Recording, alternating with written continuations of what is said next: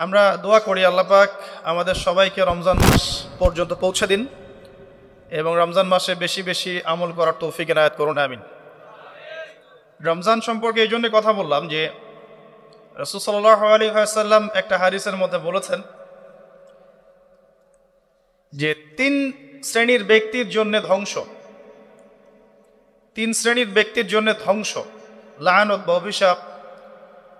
এক শ্রেণী হচ্ছে যারা নিজের বৃদ্ধ পিতামাতাকে পেয়েছে কিন্তু পিতামাতার খেদমত করে জান্নাত লাভ করতে পারে নাই, তাদের জন্য ধ্বংস। আর এদের সংখ্যা দিন দিন বাড়ছে, এই জেনারেশনের সংখ্যা দিন দিন বাড়ছে যারা পিতামাতার খেদমত করতে চায় না। দ্বিতীয়ত হচ্ছে সেই শ্রেণীর মানুষ যারা রমজান মাসকে পেয়েছে, রমজান মাসকে পেয়েও তারা নিজেদের গুনাহ মাফ করাতে পারল না, তাদের জন্য ধ্বংস। তৃতীয় শ্রেণী হচ্ছে তারা যাদের সামনে রাসূলুল্লাহ সাল্লাল্লাহু আলাইহি ওয়াসাল্লামের নাম উচ্চারিত হয়েছে কিন্তু রাসূলের নাম শুনে তারা দরুদ পাঠ করেন নাই। এই তিন শ্রেণীর ব্যক্তির জন্য রাসূলুল্লাহ সাল্লাল্লাহু আলাইহি ওয়াসাল্লাম ধ্বংসের দোয়া করেছেন। আমরা আল্লাহর কাছে দোয়া করি আল্লাহ পাক আমাদেরকে এই তিন শ্রেণীর অন্তর্ভুক্ত না করুন, আমিন। এবং আসন্ন রমজানে আমরা যেন রমজানকে কাজে লাগিয়ে আমাদের গুনাহগুলোকে মাফ করাতে পারি, আল্লাহ পাক সেই তৌফিক এনায়েত করুন, আমিন। আমাদের যারা পিতামাতা বেঁচে আছে যাদের, তারা যেন পিতামাতাকে বোঝা মনে না করি, বরং জান্নাতে যাওয়ার মাধ্যম মনে করে তাদের সেবা যত্ন করার মানসিকতা তৈরি করি, আল্লাহ পাক তৌফিক এনায়েত করুন, আমিন। এবং রাসূলুল্লাহ সাল্লাল্লাহু আলাইহি ওয়াসাল্লামের নাম শুনলেই কমপক্ষে সাল্লাল্লাহু আলাইহি ওয়াসাল্লাম এই কথাটা বলার অভ্যাস গড়ে তুলি, আল্লাহ কবুল করুন, আমিন। রমজানকে কাজে লাগানোর জন্যে আগে থেকেই প্রস্তুতির প্রয়োজন আছে। যে ব্যক্তি নামাজ পড়ে না 5 ওয়াক্ত, রমজানের প্রথম দিনেই সে 5 ওয়াক্ত নামাজি হয়ে যাবে, এটা কিন্তু ডিফিকাল্ট। এই জন্য এখন থেকেই নামাজের চর্চা করতে হবে। রমজানে কয়েকটা কাজ খুব বেশি বেশি গুরুত্ব দিয়ে করবেন। 1 নাম্বার, জামাতের সাথে 5 ওয়াক্ত সালাত পারা যাবে ইনশাআল্লাহ। 2 নাম্বার, নিজের মালের যাকাত দিয়ে দিবেন। এটা কি ব্যবসায়িক সমিতির উদ্যোগে প্রোগ্রাম? নিজেদের মালের যাকাত হিসাব করে মুফতি সাহেবদের কাছে যাবেন, কওমি উলামায়ে কেরামের কাছে যেতে পারেন, গিয়ে যাকাতের আপনার নিসাব হিসাব করে নেবেন যে আপনার কতটুকু যাকাত এসেছে। এবং এটা দেওয়ার সবচেয়ে উত্তম সময় হচ্ছে রমাদান মাস। যাকাতগুলো দিয়ে দিবেন, আল্লাহ পাক তৌফিক দান করুন। সাদাকাতুল ফিতর দিবেন রমজান মাসে। তারাবির সালাত অবশ্যই অ্যাটেন্ড করবেন, তারাবির সালাত মিস করবেন না। পরিবারের ব্যক্তিদেরকে একসাথে নিয়ে ইফতার করবেন, আলাদা আলাদা করে করবেন না। বেশি থেকে বেশি মানুষকে ইফতার করাবেন, সামাজিকভাবে, রাষ্ট্রীয়ভাবে, সংগঠনের উদ্যোগে বা ব্যক্তিগত পর্যায়ে বেশি থেকে বেশি মানুষকে ইফতার করাবেন। এবং কোরআনুল কারীমকে বেশি সময় দিবেন। প্রতিদিন অন্তত পক্ষে 1 পারা করে তেলাওয়াত করবেন। যারা হাফেজ কোরআন তারা পুরো কোরআন হিফজ আবার চর্চা করবেন। যারা আরও বড় লেভেলে আছেন কোরআন গবেষণা করবেন। 5 ওয়াক্ত নামাজের পরে একটা করে হাদিস পড়ার চেষ্টা করবেন মসজিদের মধ্যে। আসর থেকে মাগরিব এই সময়টুকুর মধ্যে, আসরের নামাজের পরে মসজিদ ভিত্তিকভাবে দার্সের ব্যবস্থা করবেন, তালিমের ব্যবস্থা করবেন। 30 দিন 30টা আলাদা আলাদা টপিকে কথা হবে, জনগণ জানতে পারবে। পারা যাবে? ব্যবসায় এই মাসে খুব বেশি লাভের চেষ্টা করবেন না, পরকালীন লাভের চেষ্টা করবেন। সিন্ডিকেট করে দ্রব্যমূল্যের দাম বাড়িয়ে দিবেন না, চেষ্টা করবেন মানুষকে আরও সহজ করে দেওয়ার জন্য। যারা খাবারের ব্যবসা করেন রমজান মাসে বেশি বেশি মানুষকে খাবার খাওয়াবেন, আল্লাহ বরকত দিবে ইনশাআল্লাহ। কাপড়ের ব্যবসা করেন, বেশি থেকে বেশি মানুষকে কাপড় দান করবেন রমজান মাসে। রমজানে মুসলিমদের নিত্য প্রয়োজনীয় যে দ্রব্যগুলো আছে এগুলো যারা বিক্রি করেন তাদের প্রতি অনুরোধ থাকবে যে কৃত্রিম সংকট সৃষ্টি করে দাম বাড়াবেন না, বরং মানুষের জন্য সহজ করে দিবেন। আল্লাহ আপনার রিজিকে বরকত দেবে ইনশাআল্লাহ। বিশ্বের প্রায় প্রতিটা মুসলিম কান্ট্রিতেই রমজান মাসে দ্রব্যমূল্যের দাম নিয়ন্ত্রণে থাকে, কমে যায়, ইল্লাল বাংলাদেশ ছাড়া। কিন্তু আমরাই 90% মুসলিমের দেশ, এই মাস লাভের মাস, পরকালীন লাভের মাস, দুনিয়ার লাভের মাস নয়। বরং রমজান আসার আগেই পুরো মাসের বাজার এবং ঈদের শপিং করে ফেলে দিবেন। রমজান মাসে বেশি বেশি মার্কেটে যাবেন না এবং স্ত্রী সন্তানদেরকেও বেশি বেশি মার্কেটে যেতে দিবেন না। বরং এই মাসে পর্দা আরও বজায় রাখার চেষ্টা করবেন। রাস্তার মোড়ে মোড়ে যে হোটেলগুলো থাকে, ঘোমটা হোটেল, এই হোটেলের মালিকদের প্রতি নসিহত থাকবে যে আল্লাহকে ভয় করেন। হোটেলের বাইরে লিখে দিবেন, মুসলিমদের জন্য খাওয়া আমার হোটেলে জায়েজ নাই। এটা করবেন, ঘোমটা না দিয়ে ওখানে লিখে দিবেন যে আপনি মুসলিম হয়ে থাকলে আল্লাহকে ভয় করুন, আমার হোটেলে মুসলমানদের জন্য আলাদা করে খাওয়ার কোনো জায়গা নাই রোজা রাখা অবস্থায়। সেলুনে আছেন যারা, সেলুনে লিখে দিবেন রমজান মাসে আমি দাড়ি কাটি না, কমপক্ষে লিখে দিবেন যে আমার দোকানে দাড়ি শেভ করা হয় না। রমজান মাসে আল্লাহওয়ালা হয়ে যান, লাআল্লাকুম তাত্তাকুন, তাকওয়া অবলম্বন করতে হবে। কিছু টিপস বলে দিলাম। সবচেয়ে বড় কথা হচ্ছে মানসিক প্রস্তুতি। রমজান আসতে যাচ্ছে, একটা মানসিক প্রিপারেশন। এই রমজানের 30টা দিন আমি প্রত্যেকটা দিনকে কাজে লাগাবো। প্রতিটা দিন আমি কোরআনের কিছু অংশ পড়বো, হাদিস কিছু পড়বো, দুটা কথা মানুষকে দাওয়াত দিব, ইফতার করাবো মানুষকে, সাধ্যমতো দান সাদাকা করব, তারাবির সালাতে হাজির হব, কোরআন খতম দিব। এই কাজগুলো করতে কি সরকার বাধা দিবে? প্রশাসন বাধা দিবে? এগুলো আমাদের হাতে আছে। আল্লাহ পাক আমাদের সবাইকে তৌফিক এনায়েত করুন, আমিন। আর এই রমজান মাসে বেশি বেশি খাওয়া এবং দুনিয়াবি কাজে অপচয় করবেন না। সারাদিন রোজা রেখে যদি ইফতার করতে 20টা আইটেম নিয়ে বসি আমাদের পুরান ঢাকার মানুষের মতো, তাহলে অবস্থা খারাপ। রমজানের আধ্যাত্মিকত্ব নষ্ট হয়ে যাবে। কথা কি বুঝতে পারছেন? রোজা রেখেছে আলহামদুলিল্লাহ, ইফতার করার জন্য কি 20টা আইটেমের দরকার আছে? 10টা আইটেমের দরকার আছে? এই যত বেশি ইফতারে খাবে মানুষ তত বেশি সে অসুস্থ হয়ে যাবে এবং তারাবি অন্যান্য ইবাদতগুলো ঠিক মতো করতে পারবে না। আমাদের ক্ষেত্রে দেখা যায় যে সেহেরি আর ইফতারে আয়োজন দেখলে মনে হয় এটা আমার জীবনের শেষ খাওয়া হবে না। কথা বুঝতে পারছেন? এই স্বভাবগুলোকে চেঞ্জ করতে হবে। আল্লাহ পাক তৌফিক ইনায়েত করুন, আমিন। এবার আসেন, মেরাজে যাওয়ার আগে আমরা রাসূলুল্লাহ সাল্লাল্লাহু আলাইহি ওয়াসাল্লামের জীবনীর সামন থেকে আসতে চাই। আর আমি যে কথাটা বলতে চেয়েছিলাম সেটা হচ্ছে রমজান আসার আগেই নবী সাল্লাল্লাহু আলাইহি ওয়াসাল্লামের জীবনী একবার পড়ে শেষ করবেন, ওয়াদা করেন। হাত উঁচু করেন, হাত নামান। সবচাইতে সেরা বই আমার কাছে জীবনীর উপরে, নবী সাল্লাল্লাহু আলাইহি ওয়াসাল্লামের জীবনীর উপরে অনেক বই আছে, তবে আমার কাছে মনে হয় সবচেয়ে বেস্ট বইটা হচ্ছে আর রাহিকুল মাখতুম। নাম মনে থাকবে? রাহিকুল মাখতুম, আল্লামা সফিউর রহমান মোবারকপুরী রাহিমাহুল্লাহ, যিনি এই সাবকন্টিনেন্টের মানুষ ছিলেন, তিনি বইটা লিখেছেন এবং বইটা 1182টা বইয়ের মধ্যে প্রথম স্থান অধিকার করেছে। 1182টা বা 83টা বইয়ের মধ্যে এই বইটা প্রথম স্থান অধিকার করেছে এই সৌদি আরবের কম্পিটিশনে। তো এই বইটার যে প্রাণবন্ত সিরাতের বই আমি আসলে পড়িনি, আর অনেক সিরাতের বই আছে এবং আমি অনুরোধ করব সিরাতের বেশি বেশি বই কিনবেন। একটা সিরাতের বইয়ে সব তথ্য হয়তো থাকবে না, এখানে ভেরিয়েশন আনতে হবে আপনাকে। বিভিন্ন সিরাতের বই কিনবেন, কিন্তু আর রাহিকুল মাখতুম বইটা মাস্ট বি পড়ার চেষ্টা করেন। রমজান মাস আসার আগেই বইটা শেষ করবেন, ওয়াদা করেন ইনশাআল্লাহ। আল্লাহ পাক তৌফিক দান করুন। এবং রমজান মাস আসার আগেই কোরআন তেলাওয়াত শিখে নেবেন, ওয়াদা করেন। আগামীকাল থেকেই প্রয়োজনে স্থানীয় মসজিদে যিনি ইমাম আছেন বা মুয়াজ্জিন সাহেব আছেন বা মাদ্রাসা শিক্ষকরা আছেন তাদের কাছে যাবেন।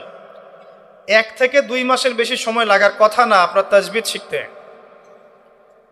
সবার তো শিখলেই বিশুদ্ধ হয়ে যাবে না। পড়তে পড়তে পড়তে পড়তে একটা পর্যায়ে আপনার মুখের মধ্যে জড়তা আল্লাহ কাটিয়ে দিবে, তখন আপনি ইনশাল্লাহ ফ্লুয়েন্টলি পড়তে পারবেন।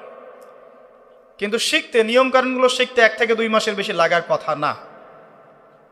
আর আমি জানি আপনারা জীবনে অনেক কিছুই পড়েছেন, আপনারা জীবনে এসএসসি, এইচএসসি, অনার্স মাস্টার সব করেছেন।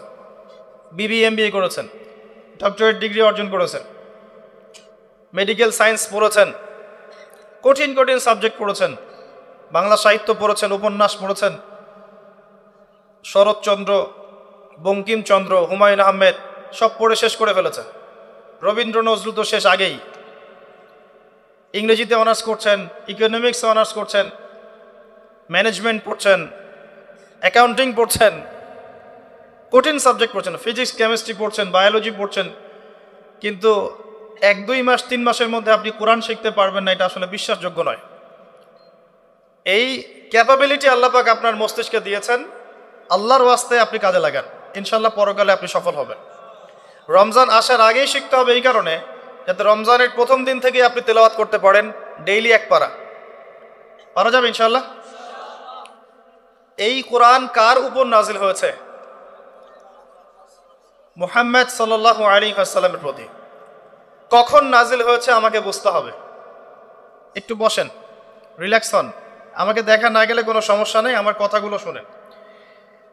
আর আমি তো জামাই না যে আমাকে দেখতেই হবে।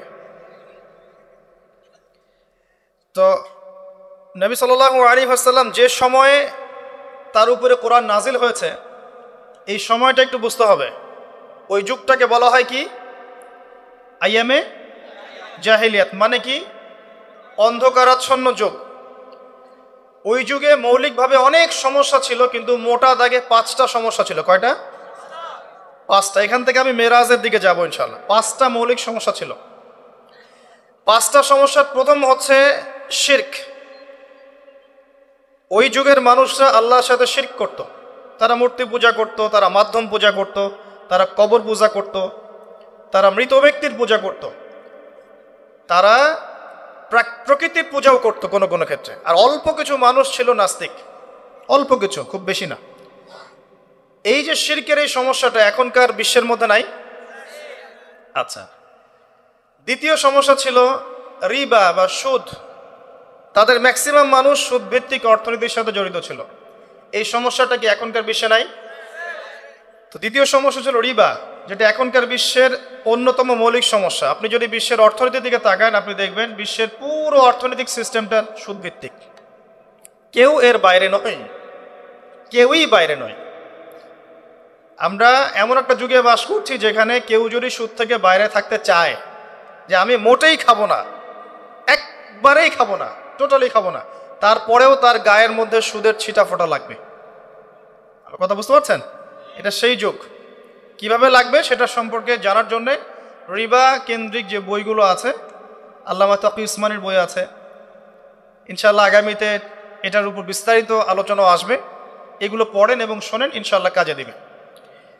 শুধু এতটুকু বলবো, যে খায়, যে দেয়, যে সাক্ষী থাকে এবং যে লিখে রাখে, উভয়কেই, এই 4 শ্রেণীর মানুষকেই নবী সাল্লাল্লাহু আলাইহি ওয়াসাল্লাম সমান অপরাধী বলেছেন।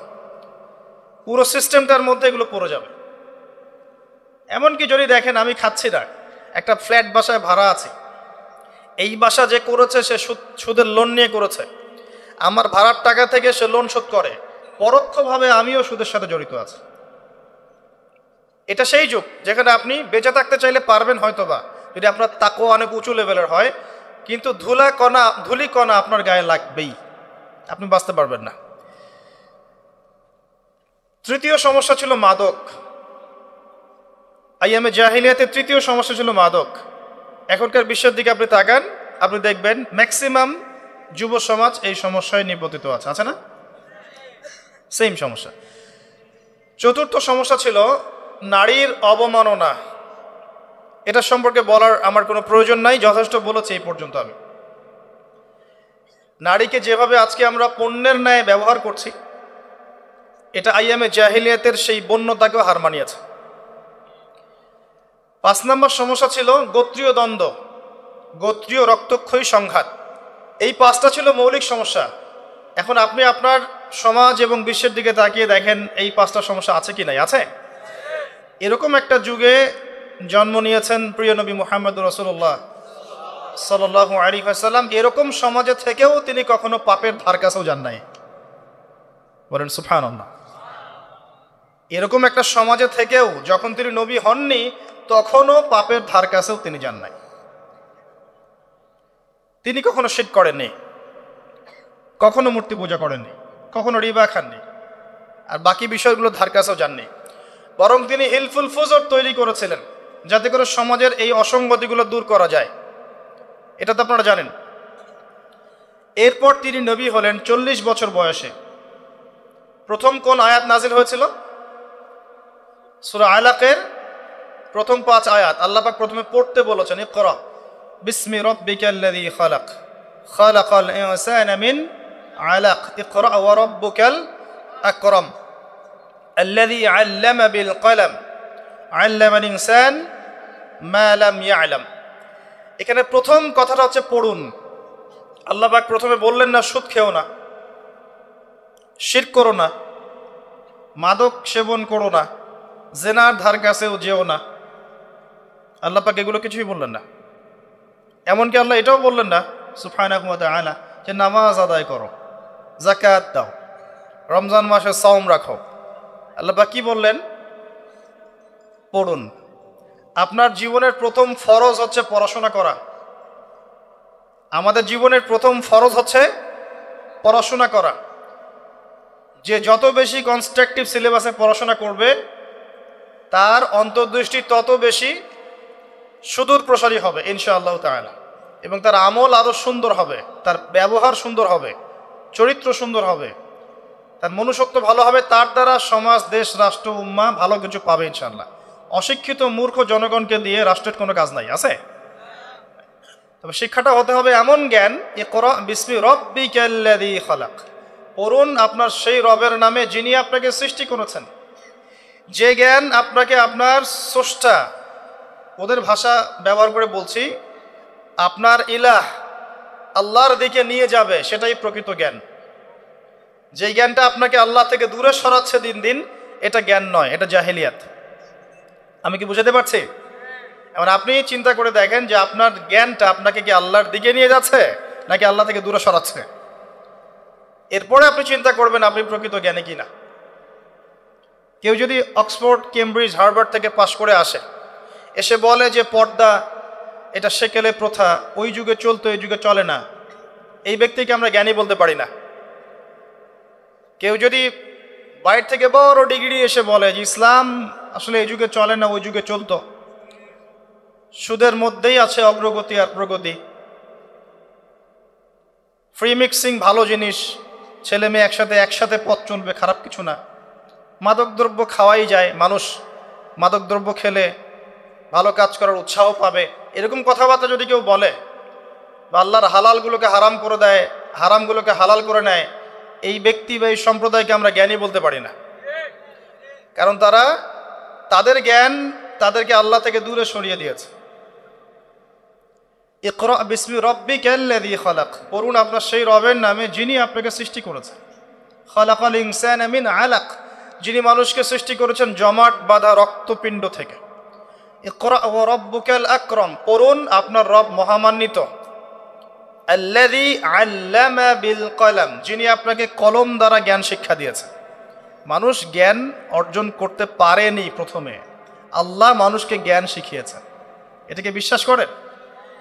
ওয়াল্লামা আদামাল আসমাআ কুল্লাহা, আমি আদমকে সমস্ত নাম শিক্ষা দিয়েছি। কে শিক্ষা দিয়েছেন? আদম আলাইহিস সালামের কি জ্ঞান ছিল? আমাদের জ্ঞান ছিল? আল্লাহ শিখিয়েছেন। আল্লামাল ইনসান মা লাম ইয়ালাম, মানুষকে সেই জ্ঞান শিক্ষা দিয়েছেন যা মানুষ জানতো না। এই আয়াত নিয়ে নবী সাল্লাল্লাহু আলাইহি ওয়াসাল্লামের নবুয়তের জিন্দেগি শুরু হলো। কত বছর জিন্দেগি ছিল নবুয়তের জিন্দেগি? বলতে পারবেন? 23 বছর। 23 বছর। আমরা কিন্তু লেকচারের শেষে একটা কুইজ কন্টেস্ট করব ইনশাআল্লাহ। 5টা থেকে 10টা প্রশ্ন করব ইনশাআল্লাহ। 10 জনকে আমরা পুরস্কৃত করব ইনশাআল্লাহ তাআলা। মনোযোগের সাথে লেকচার শুনবেন। এরপর নবী সাল্লাল্লাহু আলাইহি ওয়াসাল্লামের নবুয়তের জিন্দেগি শুরু হলো। 23 বছর। কত বছর? তার মধ্যে প্রথম 13 বছর হচ্ছে মক্কায়, আর পরের 10 বছর কোথায়? মদিনায়। খুব সংক্ষিপ্ত আকারে বলছি, প্রথম 3 বছর নবী সাল্লাল্লাহু আলাইহি ওয়াসাল্লাম গোপনে দাওয়াত দিয়েছেন। কিভাবে? একদম গোপনে গোপনে, প্রথমে বাড়ির লোকজনকে, তারপর নিকট আত্মীয় যারা তাদেরকে, তারপর যাদের সাথে সম্পর্ক ভালো ক্লোজ তাদেরকে, এরপরে আস্তে আস্তে আমভাবে। এটাই দাওয়াতি কাজের সুন্নাহ। এরপর চতুর্থ থেকে দশম এই সময়টুকুতে তিনি প্রকাশ্যে দাওয়াত শুরু করেছিলেন, তার সম্প্রদায়কে দাওয়াত দিলেন। যারা তার কথা বিশ্বাস করলো না, বেশিরভাগ মানুষই কুফরি করলো, বরং তারা ইসলাম যারা কবুল করেছে এদের উপরে নির্যাতন শুরু করলো। নির্যাতনের মাত্রা দিন দিন বাড়তে থাকলো। যখন হামজাহ এবং ওমর রাদিয়াল্লাহু আনহুমা তাদের মতো কিছু সাহাবী ইসলাম কবুল করলেন, ইসলাম তখন শক্তিশালী হওয়া শুরু করলো। তারপরেও নির্যাতনের মাত্রা বাড়তে থাকলো। এক পর্যায়ে সাহাবীরা হিজরত করলেন আবিসিনিয়ায়। কোথায়? আবিসিনিয়ায়। প্রথম হিজরত মদিনায় হয়নি, প্রথম হিজরত আবিসিনিয়ায়। এটা হচ্ছে ইথিওপিয়ার পাশে, এখনকার মানচিত্রে ইরিত্রিয়া নামে একটা জায়গা আছে, দেখেছেন কখনো? বিশ্বের ম্যাপ দেখেছেন কখনো? বিসিএস কোচিং যারা করছেন তাদের তো জানার কথা। এই ইরিত্রিয়া ছিল সেই জায়গা যেখানে হিজরত করেছিলেন সাহাবীরা। সেখানে একজন বাদশাহ ছিলেন, তার নাম বাদশাহ নাজাশী। তিনি একজন খ্রিস্টান ছিলেন, কিন্তু ভালো খ্রিস্টান ছিলেন, সৎ। তিনি মুসলিমদেরকে আশ্রয় দিয়েছিলেন এবং তার রাজ্যে মুসলিমরা নিরাপদে ছিল, বসবাস করেছে দীর্ঘদিন। পরবর্তীতে এই বাদশাহ নাজাশী ইসলাম কবুল করে মুসলিম হন। মারা গেলে নবী সাল্লাল্লাহু আলাইহি ওয়াসাল্লাম তার গায়েবানা জানাজার নামাজও পড়েছেন। এরপরে কুরাইশদের অত্যাচার পর্যায়ে নবী সাল্লাল্লাহু আলাইহি ওয়াসাল্লাম তায়েফে হিজরত করেন, চেষ্টা করেন তায়েফবাসীকে বোঝানোর জন্যে। তায়েফের লোকজন সাড়া দেয়নি, উল্টা নবী সাল্লাল্লাহু আলাইহি ওয়াসাল্লামকে রক্তাক্ত করেছিল। তিনি ফিরে আসেন মক্কায়। আবারও মক্কায় ফিরে আসার পরে অল্প দিনের ব্যবধানে, বেশি দিন না, মাত্র অল্প দিন, 3 দিন 7 দিন, কেউ বলেছে 3 মাস, এইটুকু ব্যবধানে প্রথমে চাচা আবু তালেব, তারপরে স্ত্রী খাদিজা রাদিয়াল্লাহু আনহা, তারা ইন্তেকাল করেন। এবং নবী সাল্লাল্লাহু আলাইহি ওয়াসাল্লামের এই শেষ আশ্রয়স্থল আবু তালেব, সেটাও শেষ হয়ে যায়। তার স্ত্রী খাদিজা রাদিয়াল্লাহু আনহা আল্লাহর কাছে চলে যান। এই সময়টাতে নবী সাল্লাল্লাহু আলাইহি ওয়াসাল্লাম প্রচণ্ড মানসিক কষ্টে ছিলেন। আল্লাহ পাক এইরকম একটা সময়ে মেরাজের ঘটনা ঘটিয়েছে, বলে সুবহানাল্লাহ। আল্লাহ রাব্বুল আলামিন তাকে পুরো মানসিক সমস্ত কষ্ট থেকে ফারেক করে আল্লাহ পাকের সমস্ত কুদরত দেখিয়েছেন মহাবিশ্বে নিয়ে গিয়ে। যদিও বা তার আগের 3 বছর সাহাবীদেরকে বয়কট করা হয়েছিল। 3 বছর গাছের ছাল পাতা খেয়ে সাহাবীরা থেকেছেন শিয়ারে আবু তালেব নামক জায়গায়। এরপর বয়কট তুলে নেওয়া হয়। তারপর এই আমুল হুজন আসে। এর পরের বছর ইয়াসরিব বা মদিনা থেকে 6 জন যুবক এসে ইসলাম কবুল করে, বলেন সুবহানাল্লাহ। তাদের নেতা ছিলেন আসাদ বিন জুরারাহ রাদিয়াল্লাহু আনহু। তিনি ফিরে যান মদিনায়। পরের বছর আবার 6 জনকে নিয়ে আসেন, টোটাল 12 জন। এই 12 জন মুসলিম হয়ে আবার মদিনায় ফিরে যান। এই 12 জনের সাথে আল্লাহর নবী সাল্লাল্লাহু আলাইহি ওয়াসাল্লাম একজন সাহাবীকে পাঠিয়ে দেন দায়ী হিসেবে। তার নাম মুসআব বিন উমাইর রাদিয়াল্লাহু আনহু। মুসআব বিন উমাইর রাদিয়াল্লাহু আনহু। প্রশ্ন কিন্তু আসবে, ভালো করে মনে রাখতে থাকেন। এরপরে মুসআব বিন উমাইর রাদিয়াল্লাহু আনহু এই 12 জন সাহাবীর সাথে যান মদিনায়। মদিনার আগের নাম ছিল ইয়াসরিব। কি নাম? ইয়াসরিব। এর পরের বছর মোট 75 জন, 73 জন পুরুষ আর 2 জন নারী, আওস এবং খাজরাজ গোত্রের, তারা আসেন। এসে নবী সাল্লাল্লাহু আলাইহি ওয়াসাল্লামের হাতে হাত রেখে বায়াত করেন। মহিলারা হাতে হাত রাখে নাই, পুরুষেরা হাতে হাত রেখেছিল। আমাদের নবীজি মহিলাদের হাতে কখনো হাত রেখে বায়াত করার নাই। এখন অনেক ভণ্ড পীর দেখা যায় মহিলাদের হাতে হাত রেখে বায়াত করাচ্ছে। মহিলাটা হাত ধরে বায়াত করাতে হয়? মহিলাটা মৌখিক বায়াত করবে। তো 75 জন সাহাবী এসে ইসলাম কবুল করে আবার চলে যান মদিনায়। এই যে 75 জন ইসলাম কবুল করলেন, মদিনার বিশাল একটা জনগোষ্ঠী, কিন্তু 75 জন কম নয়, কারণ ওইখানে জনসংখ্যা এত বেশি ছিল না। তারপরের বছর নবী সাল্লাল্লাহু আলাইহি ওয়াসাল্লাম নিজে এবং সাহাবীরা সবাই গিয়ে হিজরত করেন মদিনায়। কথা বুঝতে পারছেন? এই যে নতুন একটা রাষ্ট্রের জন্ম হলো, মক্কা থেকে সবাই এখন মদিনায়, মক্কায় ঘরবাড়ি ছেড়ে দিয়ে নিঃস্ব হাতে, খালি হাতে, আল্লাহর উপর তাওয়াক্কুল করে। ওখানে আনসারী সাহাবীরা তাদেরকে বরণ করে নিলেন, এমনভাবে বরণ করলেন যে কারো যদি 2টা জমি থাকে একটা জমি দিয়ে দিয়েছে, কারো 2টা বাড়ি থাকলে একটা বাড়ি দিয়ে দিয়েছে। এমনভাবে বরণ করে নেন। নতুন রাষ্ট্র হলো, নবী সাল্লাল্লাহু আলাইহি ওয়াসাল্লাম সেখানে মদিনা সনদ করলেন, ওখানকার ইহুদিদের সাথে চুক্তি হলো, ওখানকার জনগণের সাথে চুক্তি হলো এবং আমরা শান্তিপূর্ণ একটা রাষ্ট্র পেলাম। এরপর নবী সাল্লাল্লাহু আলাইহি ওয়াসাল্লাম সেখানে অর্থনীতি সমৃদ্ধ করতে লাগলেন, সামরিক বাহিনী সমৃদ্ধ করতে লাগলেন, অস্ত্রশস্ত্র সব কিছু হতে লাগলো, একটা রাষ্ট্রের যা যা প্রয়োজন সব কিছু সেখানে হতে লাগলো। এক পর্যায়ে আবু সুফিয়ানের বাণিজ্যিক কাফেলাকে আক্রমণকে কেন্দ্র করে বদরের যুদ্ধ হয়ে গেল। আর এই বদরের যুদ্ধে আমরা অল্প সংখ্যক সৈন্য নিয়ে বড় বাহিনীর বিরুদ্ধে জয়লাভ করলাম। ইসলামের ইতিহাসে প্রথম সশস্ত্র যুদ্ধ। কথা বুঝতে পারছেন? এর পরের বছর হলো উহুদ, যে যুদ্ধে আমরা প্রায় জিতে গিয়েছিলাম, আমাদের একটা ভুলের কারণে সাময়িক বিপর্যয়ের সম্মুখীন হলাম। আমরা উহুদের সাময়িক বিপর্যয়ের সম্মুখীন হলাম, 70 জন সাহাবী শহীদ হয়ে গেল। আমাদের নবীজি স্বয়ং নিজেও সেই যুদ্ধে মার খেয়েছেন একটা ভুলের কারণে। সেখান থেকে নামবে না, সাহাবীরা কয়েকজন নেমে এসেছিলেন, ব্যাস পুরো দেখবেন, সব বলে দেব না। এর পরের বছর খন্দকের যুদ্ধে 3-4 মাস অবরোধ করে রাখা হয় মদিনাকে। শেষমেশ তারা কিছুই লাভ করতে পারলো না, ফিরে চলে গেল। এরপর থেকে মুসলিমরা আক্রমণাত্মক যুদ্ধ শুরু করলো, একে একে বিভিন্ন গাজওয়া এবং সারিয়া হতে লাগলো, মুসলিমরা সমৃদ্ধ হতে লাগলো, সম্পদ বাড়তে লাগলো, জনবল বাড়তে লাগলো, অর্থনীতি সমৃদ্ধ হতে লাগলো, অস্ত্রশস্ত্র বাড়তে লাগলো, সব ডিপার্টমেন্ট থেকে আমরা রাইজ করতে লাগলাম। শুধু তাই না, পররাষ্ট্রনীতিও ইমপ্লিমেন্ট করা হলো, বিভিন্ন রাষ্ট্রপ্রধানদের কাছে চিঠি পাঠানো হচ্ছে। এর মধ্যে একবার নবী সাল্লাল্লাহু আলাইহি ওয়াসাল্লাম স্বপ্নে দেখলেন তিনি মক্কা তাওয়াফ করছেন, কাবা তাওয়াফ করছেন। সাহাবীরা বুঝে নিলেন যে আমরা মক্কায় যাচ্ছি। তারা মক্কায় যাওয়া শুরু করলেন, 1400 সাহাবী। হুদাইবিয়া নামক জায়গায় আটকে দেওয়া হলো, যাওয়া যাবে না, এই বছর ফেরত যেতে হবে, পরের বছর আসতে হবে। তোমাদের কেউ আমাদের দলে আসলে ফেরত দিব না, আমাদের কেউ তোমাদের দলে গেলে ফেরত দিতে হবে। আগামী 10 বছর আমরা কেউ কারোর সাথে যুদ্ধ করব না। আগামী বছর ওমরা করতে আসবে মাত্র 3 দিনের জন্য, কোনো অস্ত্র সাথে আনা যাবে না। সবগুলোতে নবীজি বললেন ঠিক আছে, ডিল, কোনো সমস্যা নেই।